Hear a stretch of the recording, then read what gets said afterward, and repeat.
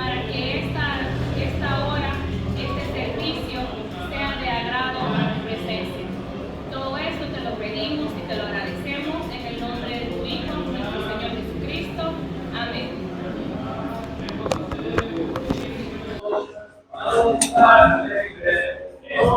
Vamos a empezar nuestro estudio.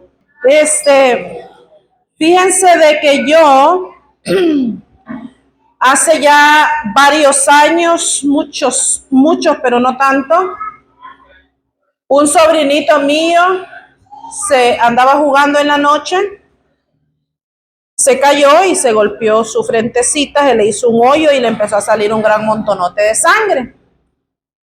Eran como casi las 10 de la noche cuando eso pasó. Me cae a mí la llamada pasaditas las 10 del niño llorando y diciéndome: tía, me llevan para el hospital porque me caí, anda a verme, anda a visitarme. Yo le llamo a mi hermana y le digo: ¿qué pasó? No, me dijo: sí, se cayó y es fuerte el herido y todo. Pero estaba cayendo una tormenta, hermanas, de esas tormentas, y usted sabe cómo es Santa Ana con esas tormentas. Y yo con aquella angustia en mi corazón, el niño del hospital me llamó como 3 veces. Tía, vas a venir, porque ya, tía, ya me están atendiendo, pero vas a venir. Y yo le digo a mi hermana y me consolaba yo misma. Si el niño tiene conciencia de que pues reconoce a su tía y se reconoce él y me está llamando y todo, es porque pues todavía está consciente, ¿verdad? Y le digo a mi hermana: ¿cómo es el golpe? Y me dice ella: fíjate que botó bastante sangre, pero es un hoyito así, pero se metió algo en él y botó bastante sangre. Y yo le digo: pero no lo ves que se desmaya, que pierde el conocimiento. No, me dice ella: no, ya lo van a coser y lo que pasa es que botó mucha sangre y no se la podíamos tancar, por eso lo trajimos. Pero el niño tenía aquella ansiedad de que yo fuera a estar allá con él. No le pude cumplir. Como usted podrá ver, hasta ya varios años todavía me duele no haber ido ese día a ver a mi niño. Y lo voy a recordar por bastante tiempo. Lo que le quiero recordar con esto es que hay algunas ocasiones en las que nosotros sentimos dolor, sentimos aflicción, sentimos angustia y queremos tener a una persona especial al lado de nosotros, ¿verdad? Yo no sé, además de mi sobrinito, en qué otra persona habrá estado el pensamiento en un momento de dificultad de decir: cómo quisiera que Seili estuviera conmigo ahorita, cómo quisiera que Seili me abrazara, o ¿verdad? No sé si ha habido ese pensamiento en alguna otra persona, pero les traigo a ustedes este pensamiento y esta memoria para que continuemos hablando del libro de Job. Tenemos empezado el estudio de Job, ¿verdad? Y ya hablamos generalidades del libro. Entonces este día vamos a hablar algo que se deja ver allí en el libro y que nosotros vamos a tratar de tomarlo para nosotras. Vamos a hablar acerca de lo que es el gran valor que tiene la empatía entre unas y otras. Y otra cosa que podemos ver allí en el libro de Job, que podemos sacar, es el gran poder que tiene muchas veces el silencio. Fíjese bien, el silencio tiene un poder tremendo que nosotros muchas veces no valoramos. Entonces, si nosotros nos ponemos a pensar en el momento difícil que estaba pasando Job, si nosotros nos ubicamos en un hombre con propiedades, con bienes, con lujos, con todo resuelto, y de repente se ve sentado en ceniza, sin más consuelo que nada, porque ni siquiera estar con vida era consuelo para él. Él se quejaba hasta de estar vivo, que nosotros a veces decimos: pues ya estando vivo uno ya todo se resuelve. Pero él ni siquiera ese consuelo, él decía, ¿para qué esta vida que tengo yo? No me sirve de nada. Si nosotros nos ubicamos en eso, nos podemos imaginar, hermanas, que después de ese gran mal que él estaba sufriendo, ¿cómo podía ser de útil para ese hombre la compañía de amigos? El que unos amigos le llegaran a fortalecer, la visita de alguien. ¿Cómo podía sentir él en aquel momento que llegaran esas personas a verlo y a visitarlo? Posiblemente de sus vecinos ahí cerca, me imagino yo, porque Job era una persona demasiado misericordiosa, demasiado piadosa. Yo quiero pensar que de sus vecinos alguno le ofreció un refresquito, una limonada, alguno. Pero de todas maneras, dice de que recibió la visita de unos que para él eran completamente especiales. Y estos eran 3 señores, primeramente. Y allí nosotros vemos que a estos se describen como personas que son sensibles, piadosos y compasivos. Ellos de lejos se enteraron. Yo no sé cómo era esto, pero yo lo viví con mi abuelito. Mi abuelito tenía un amigo que vivía allá por Sonsonate, yo no sé dónde, en tiempo, hermana, que esos señores no podían ni usar el teléfono ese de discar. Y fíjese que mi abuelito se enteraba que el amigo estaba enfermo por allá. Yo no sé cómo, y de repente él se estaba alistando y preparando y decía, voy a ir a ver a fulanito, Don Goyo se llamaba. ¿Y qué pasó? No, que dicen que lo botó el caballo y está bien mal. ¿Quién le decía a él? Yo no sé. Pero él se alistaba y se iba a visitar. A veces el amigo de él allá al tiempo aparecía aquí donde mi abuelito y se visitaba. En esa manera yo me imagino estos amigos de Job, porque dice que vivían lejos de donde él estaba. Y de repente se enteraron del mal que estaba pasando Job. Se pusieron de acuerdo los 3 amigos que no vivían cerquita, porque ya dijimos anteriormente que cada uno representaba diferentes ramas de los descendientes de Abraham. Entonces ellos no necesariamente vivían cerquita el uno del otro. Se ponen de acuerdo los 3 y se van a visitar a su amigo. Dejan sus propiedades, sus negocios, sus haciendas, dejan todo porque también eran hombres adinerados. Ellos dejan todo para ir donde su amigo.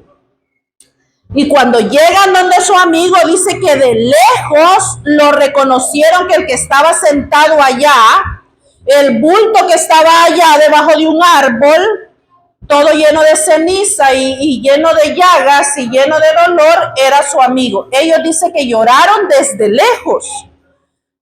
Cuando alcanzaron a ver allá la casa de su amigo y dijeron, aquel que está allá es Job. Y dice que desde lejos ellos gritaron de dolor y de tristeza donde vieron a su amigo. Rasgaron su ropa, dice. Porque la ropa, cuando usted anda bien vestido y bien bonito, pues obviamente usted está bien, ¿verdad? Cuando usted está de luto, usted se pone cualquier cosa que se le puso enfrente y usted agarra lo primero y así se fue. Pero ellos, dice de que vieron de lejos a su amigo, se entristecieron tanto que se rasgaron su ropa, terminaron de llegar donde estaba Job, pero cuando lo vieron así frente, no hubieron palabras. Ellos no hallaron qué decirle. Yo me imagino esos 3 hombres parados enfrente de aquel hombre lleno de llagas, posiblemente allá andaban moscas siguiéndolo, echaba mal olor, hermanas. O sea, hay que pensar las cosas realmente como son. Aquellas llagas de ese hombre echaban mal olor, era desagradable estarlo viendo, estar cerca de él.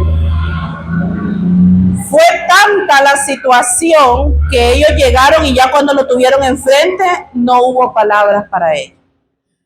La Biblia nos dice, eso lo podemos ver allí en el 2:13, dice de que ellos fueron por el momento lo suficientemente sabios como para quedarse calladitos. cuando lo vieron a Job como estaba. Dice la palabra de Dios que incluso ellos llegaron a sentarse, fíjese bien, ¿qué clase de luto es este? 7 días y 7 noches sentados a la par de aquel hombre sin decir nada, solamente sentados sufriendo el dolor de su amigo. El 2, 11 al 13 de ahí de Job dice, y 3 amigos de Job, Elifaz temanita, Bildad suita y Sofar naamatita. Luego que oyeron todo este mal que le había sobrevenido, vinieron cada uno de su lugar, porque habían convenido en vivir juntos, para condolerse de él y para consolarle. Los cuales, alzando los ojos de lejos, no lo conocieron y lloraron a gritos, y cada uno de ellos rasgó su manto. Y los 3 esparcieron polvo sobre sus cabezas hasta el cielo. Así se sentaron con él en tierra por 7 días y 7 noches. Ninguno le hablaba palabra, porque veía que su dolor era muy grande. La capacidad que nosotros tenemos muchas veces de sentir empatía, de podernos poner en el lugar de la otra persona. Para mí, hermanas, es bien difícil la empatía. Es bien difícil. Porque yo les he dicho a ustedes alguna vez, el fallecimiento que yo he sentido más cercano a mí es mi abuelito, que fue la persona que me aconsejó como padre, que nos dio el cariño de padre. Entonces, yo no sé lo que es perder un esposo, lo que es perder un hijo, lo que es perder un papá y una mamá. Puedo imaginarme lo que es ese dolor. Peor aún cuando es un jovencito, un niño pequeño, el que ha perdido a su mamá. Yo me lo puedo imaginar porque soy humana y porque sé. Pero ponerme yo en los zapatos de aquella persona y de verdad decir yo sé lo que se siente perder, no puedo, sinceramente, ¿verdad? Entonces, en ese aspecto, poder uno de verdad sentarse con la otra persona, como ellos lo hicieron, es un acto bien, que de verdad tiene que tocarnos a nosotros el corazón en ese momento. La empatía dice que es la capacidad que tiene una persona de comprender las emociones y los sentimientos de los demás, basada en el reconocimiento del otro como similar. Es decir, que yo puedo en mi mente asimilar el dolor que la otra persona está sufriendo. Y esto es bien importante, porque la empatía nos mueve a poder ir a buscar a aquella otra persona. Cuando nosotros sentimos esa empatía, es cuando nosotros sabemos, murió el familiar de aquella persona. Y yo digo, en ese momento mi agenda se modifica y yo digo, voy para allá. ¿Qué voy a ir a hacer yo allá? A resolver nada, ¿verdad? Prácticamente yo no me voy a ir a hacer cargo de nada de lo que está pasando allá. Pero mi capacidad de yo sentir el dolor de aquella persona me hace decir, voy a ir y voy a estar allá, voy a estar. Cuando una persona, hermanas, porque los lutos son y los acontecimientos son de diferentes niveles, no nada más pensando en un fallecimiento. Puede haber una persona que venga a mí, que me diga, hermana, fíjese que fui al hospital y me acaban de diagnosticar una enfermedad, hermana. Yo no me esperaba esto, grave. ¿Puedo yo? Cuando esa hermana me dice, hermana, me dijeron 3 meses de vida. Hermana, me dijeron que la operación cuesta $70,000 y yo, ¿de dónde? ¿Puedo yo en ese momento sentir de verdad con aquella persona, aunque yo no sepa lo que es que me digan a mí eso, pero de verdad que mi corazón se mueva y que yo diga, o sea, ¿cómo solucionamos esto? ¿Cómo sentimos el dolor de aquella persona? Cuando una persona viene y me dice, hermana, el matrimonio se me echó a perder, ya no hay hogar, ya no hay nosotros, ya no hay...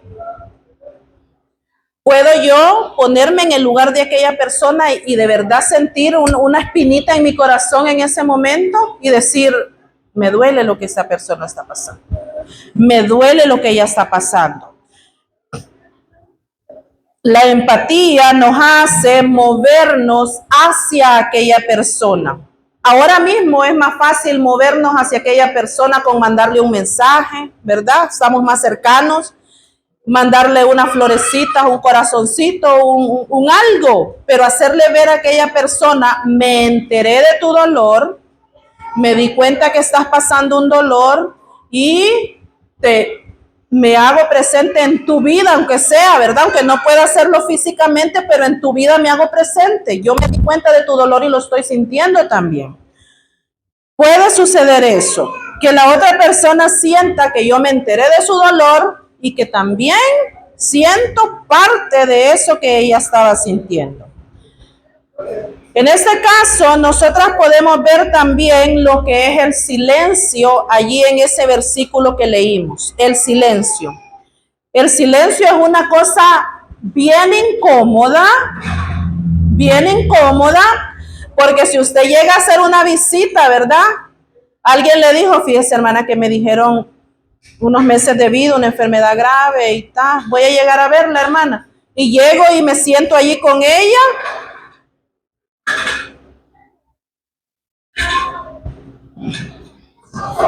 Y pasan 3 minutos y 5 minutos y yo no sé qué decirle.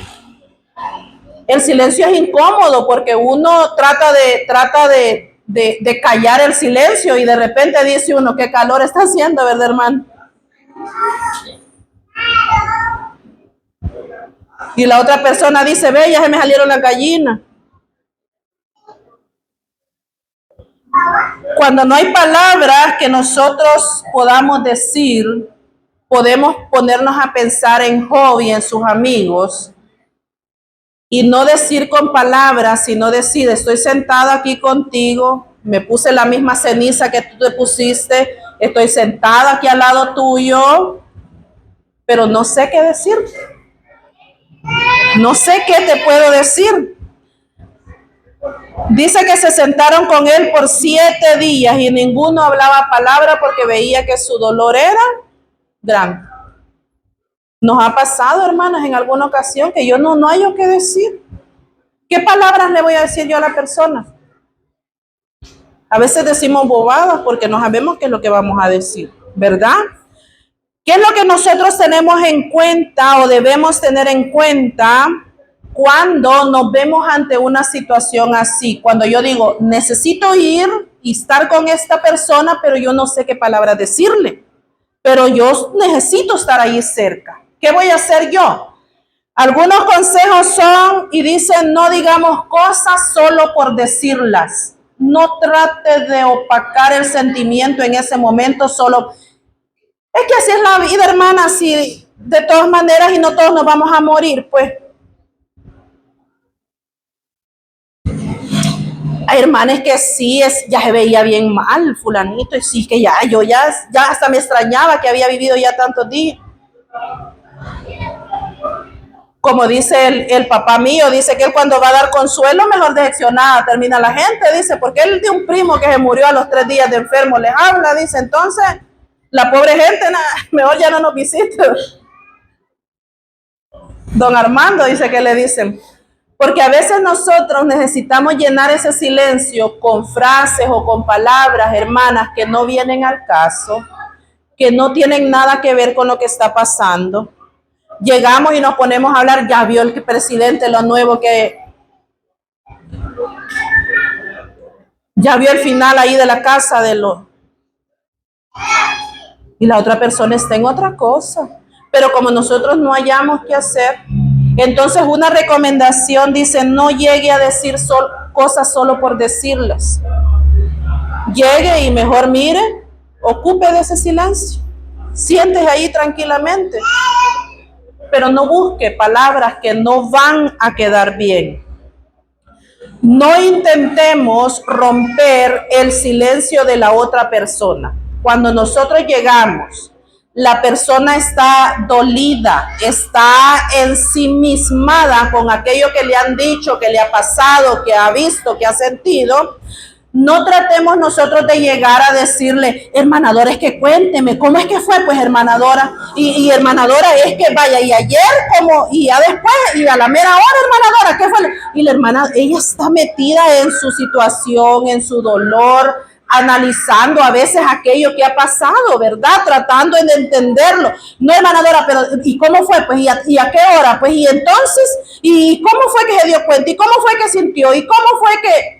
Y tratamos de romper el dolor de la otra persona cuando aquella persona está guardándose, entendiendo ella misma qué es lo que le ha pasado. No tratemos de obligar a hablar a las personas hasta que la persona sienta de sí misma el de repente, ¿verdad? Yo me he visto en situaciones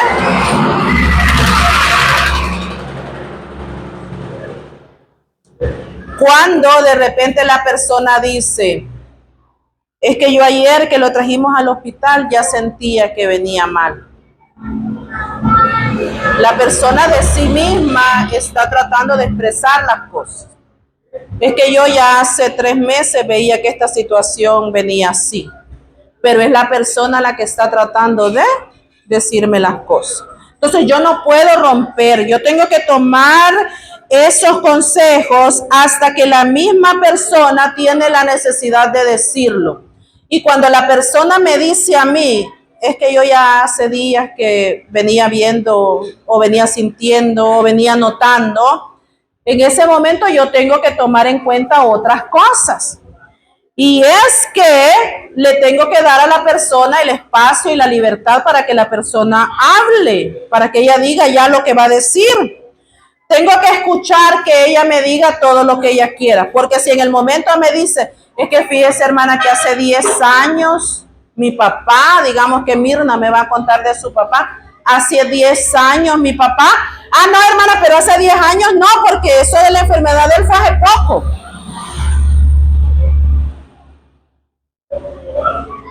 No, yo le iba a decir que hace 10 años fuimos al río a caminar, ¿verdad? Es otra cosa, pero no podemos interrumpir a la persona cuando la persona nos va a empezar a decir. No la podemos estar interrumpiendo, corrigiendo, ¿verdad? Es que fíjese, hermana, que un domingo tal, no, hermana, no fue domingo, fue jueves. Fíjese que un domingo ahí en la iglesia, mi papá no fue domingo, hermana, fue un jueves. Yo bien me acuerdo que fue un jueves.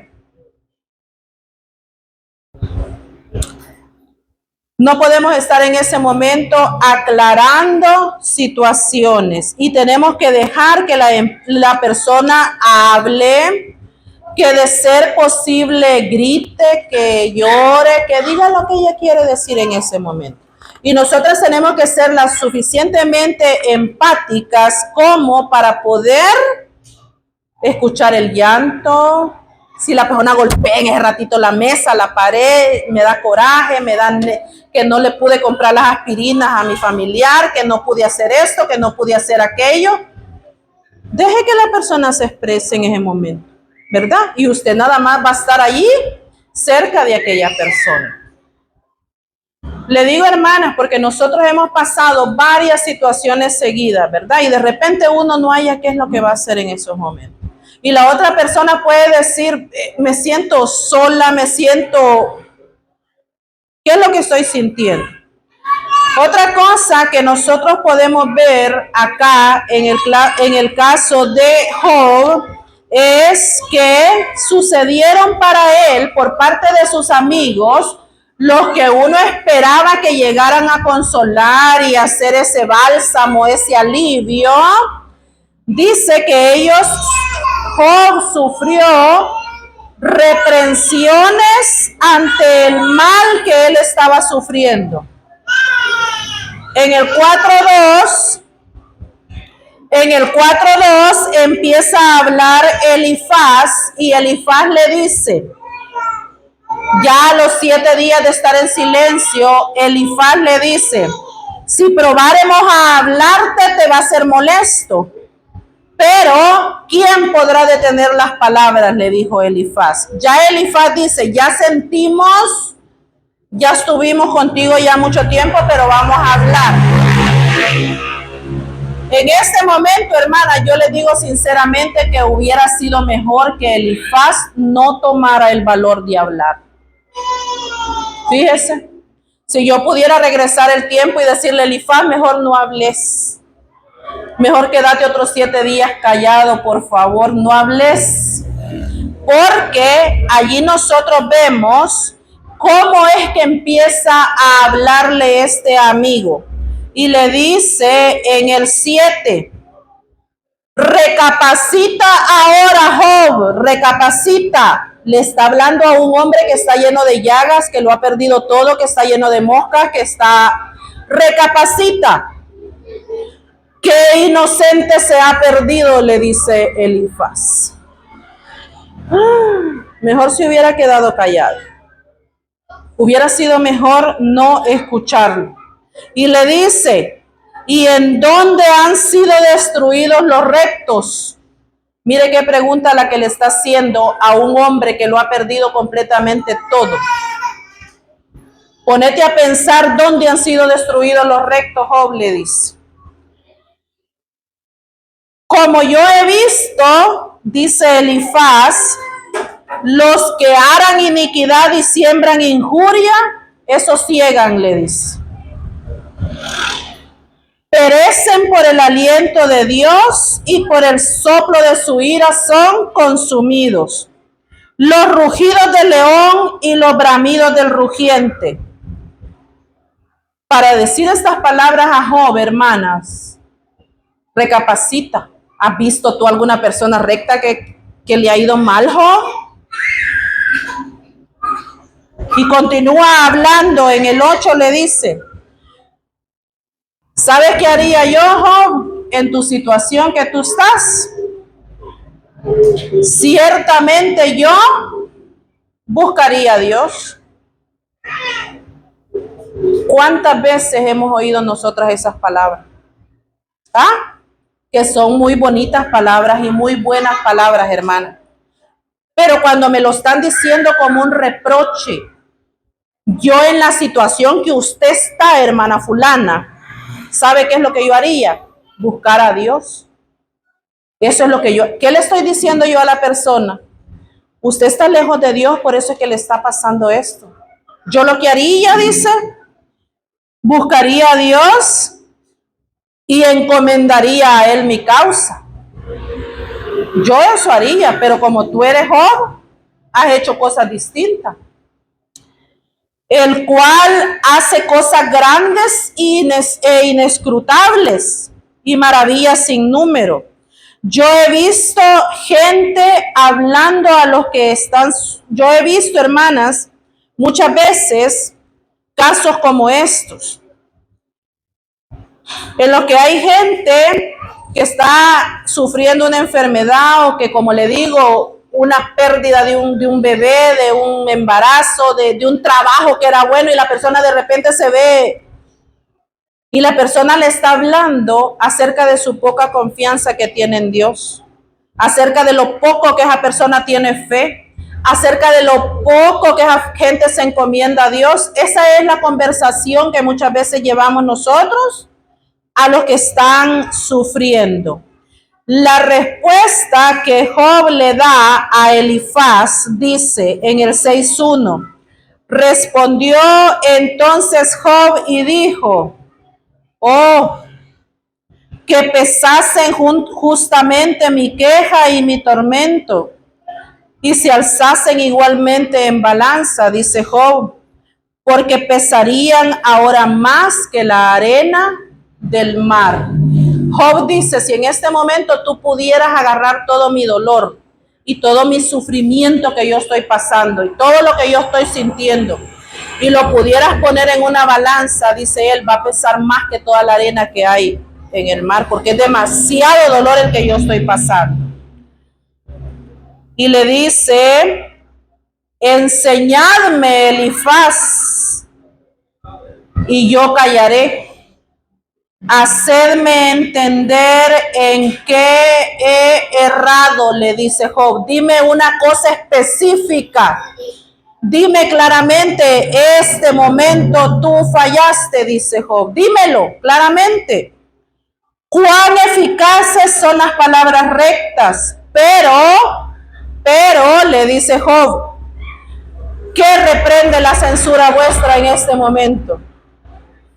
Ya estoy enfermo, ya se me arruinó el negocio, ya se me arruinó la familia, ya se me echó a perder todo. Y le dice Job, ¿qué venís a reprender ya ahorita? ¿Qué reprende la sabiduría tuya que estás expresando ahora? ¿De qué me viene a ayudar a mí?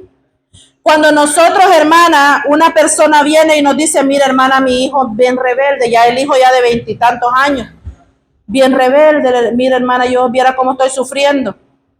Y en ese momento usted empieza a reprender la crianza que usted le dio hace años, dice él, ¿y en qué no puedo retroceder el tiempo e ir a corregir al cipote allá atrás? Yo le estoy contando en este 2024 lo que me está pasando ahora, el dolor que estoy sufriendo ahora. Si yo pudiera regresar el tiempo y corregir pues obviamente todos creo que lo haríamos, ir a hacer las cosas de diferente manera. Pero Job le dice, es muy sabio lo que están hablando, le dice Job. Yo te entiendo lo que estás diciendo, pero esas palabras, ¿de qué me vienen ahorita a reprender? ¿Qué voy a hacer yo ya con el pasado que yo hice? Dice Job. No puedo hacer nada. Y entonces surge el otro amigo para hablar también. Viene el amigo Bildad, que cuando vio que Elifaz tomó el aliento de hablar, dijo él, yo también voy a colaborar con la conversación. Y entonces lo que hace el otro amigo es que él proclama la justicia de Dios y le dice, respondió Bildad suita y dijo a Job, ¿hasta cuándo hablarás tales cosas? Y las palabras de tu boca serán como viento impetuoso. ¿Acaso torcerá Dios el derecho? ¿O pervertirá el Todopoderoso la justicia? Si tus hijos pecaron contra él, los hijos muertos de Job, los hijos muertos que les cayó la casa encima, si tus hijos pecaron contra él, él los echó en el lugar del pecado. ¿Cuál es el lugar del pecado, hermano? ¿A dónde están los pecadores? Si tú de mañana buscares a Dios y rogares al Todopoderoso, si tú, Job, fueres limpio y recto, le dice su amigo. Mira las palabras que le está diciendo su amigo. Tus hijos se murieron porque eran pecadores, Job. Vos en tu mente los tenías como buenos hijos, pero eran malos, eran pecadores. Por eso es que Dios los echó al infierno. Le está diciendo su amigo a su otro amigo. Mire qué palabras. Muchísimas veces nosotras cometemos estos errores, porque, hermana, el fallecido, el difunto, el muerto, haya sido como haya sido en su vida, en el momento en el que expiró, por más que usted venga a traerme pruebas a mí de lo malo que esa persona fue, y como dijo Job, ¿y qué resolvemos ya con eso? Si usted hubiera querido reprender a aquella persona en vida, hermano, en vida, dice, ¿verdad? Si usted me ve a mí mis errores ahora, es bueno que usted se acerque y venga y me diga, hermana Seili, fíjese que cuando usted se para ahí enfrente muy feo grita, muy ¿verdad? Mucho nos regaña, mucho dice esto, mucho, pero que me lo venga a decir ahora. Porque cuando ya yo esté allí tendida y llegue a decir, es que esa mujer tan gritona que era, usted nunca se le quitó lo gritona, nunca se le quitó lo enojada, nunca se le quitó, pero dice Job, y en ese momento ya, ¿qué resuelve usted con estar sacándole? Como fíjese que hay personas, mire, ¿sabe con qué evangelizan? Juan Gabriel está en el infierno. ¿Y qué gano yo con eso o qué pierdo yo con eso? ¿Ah? Cuando el hombre estaba vivo, hubiera buscado la manera de ir y de darle un folletito y de decirle, mira, ¿verdad? Cuando él estaba vivo, pero ya después, ¿qué hacemos con esas cosas?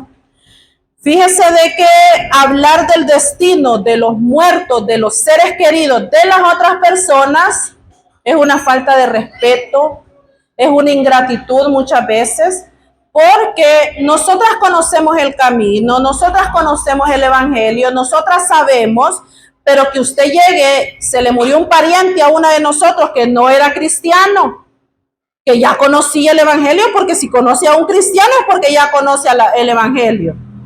Y no quiso obedecer, no quiso hacer caso, y yo llego y le digo, tanto que él estuvo predicando, ¿verdad, hermano? Y mire, se murió así. Ay, ahorita que ya está en el infierno. Sinceramente, hermana, muy verdad pueden ser las cosas, pero no hay necesidad de, ya no, ya para qué, ¿verdad? Fíjese de que hace unos meses, ya casi ya un medio año, murió la hija de unos pastores evangélicos en Honduras. La muchacha tenía como unos 18 años. Y de repente se reveló, como se revelan muchos hijos de predicadores que ven hipocresía ahí adentro, y de repente ellos dicen, yo no quiero estar ahí porque yo sé, me entero de los problemas que le traen a decir a mi papá, me entero de la vida de mi mamá y mi papá aquí, entonces yo ¿para qué? La muchacha se rebeló, ya no quiso seguir allí, no les hacía caso. En la noche, madrugando, después de una discoteca con unos amigos, se fueron a estrellar a un poste por allá. Solo murió ella, como de 4 que iban en el vehículo. Fíjese que un golpe fuerte contra un palo allí, solo murió ella. Y ellos, obviamente, ellos son evangélicos. ¿Y qué es lo que ellos iban a hacer para enterrar a su hija y para velarla? Pues ellos son evangélicos. Obviamente ellos van a querer hacer un culto, pues, ¿verdad? Porque uno hace lo que está en uno, no lo que está en la otra persona. Ellos hicieron un culto, cantaron, oraron, llevaron. ¿Y sabe qué se hizo famoso? Unos comentaristas, tiktokers cristianos supuestamente, haciendo énfasis en que esa muchacha ya está en el infierno, en que la vida que esa muchacha llevaba no era la buena, que los papás no la pudieron corregir, que tal día la vieron en la discoteca, que tal día la vieron allá, que tal, que ella respondió tal cosa, que hizo un TikTok en el que salía no sé cómo vestida. ¿En qué ayuda ya eso a la que ya se murió? No puedo yo ya hacer nada por ella. ¿En qué consuela eso a los padres de la persona que lo enterraron? ¿En qué le consuela a ellos estar viendo que la muchacha salió en la discoteca así, o en las fotos así? ¿En qué les consuela a ellos eso? Y nosotros podemos ver ahí la falta de empatía muchas veces de la gente, ¿verdad? Que es el momento de dolor que yo estoy sufriendo, no me venga a decir que mi familiar era un santo, que está en el cielo, no me lo venga a decir, pero tampoco me martirice, tampoco me venga a martillar con otras cosas, no hay necesidad de eso, porque como nosotros podemos ver aquí en este caso, las palabras de Job le dice, ¿y eso en qué me alienta a mí ya? Si en lo que ya hace 5 minutos todo lo que pasó, ya yo no puedo hacer nada por todo eso. Yo me pude haber equivocado el 99% de mi vida, pero esas no son palabras de aliento. Esas no son palabras que yo le pueda llevar a las personas. En esos casos, hermanas, es mejor quedarse uno, mire,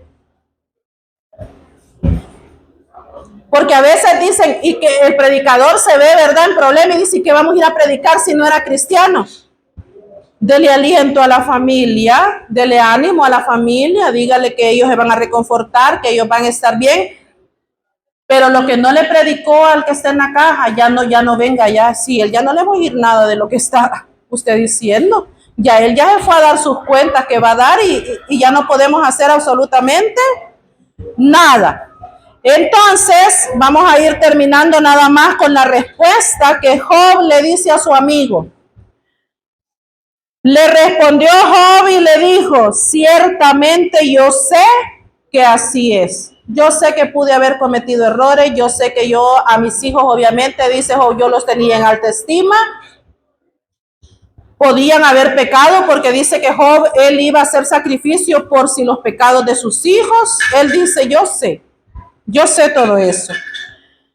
Pero él le dice a Job, a su amigo, todo lo que él sabe acerca de la grandeza de Dios. Y ahí, si usted se pone a leer lo que continúa respondiéndole él a Bildad, usted va a ver que él le dice, yo ya de mi pasado, de mis hijos, de todo lo que yo perdí, ya yo no puedo hacer nada, ni puedo hacer nada, le dice.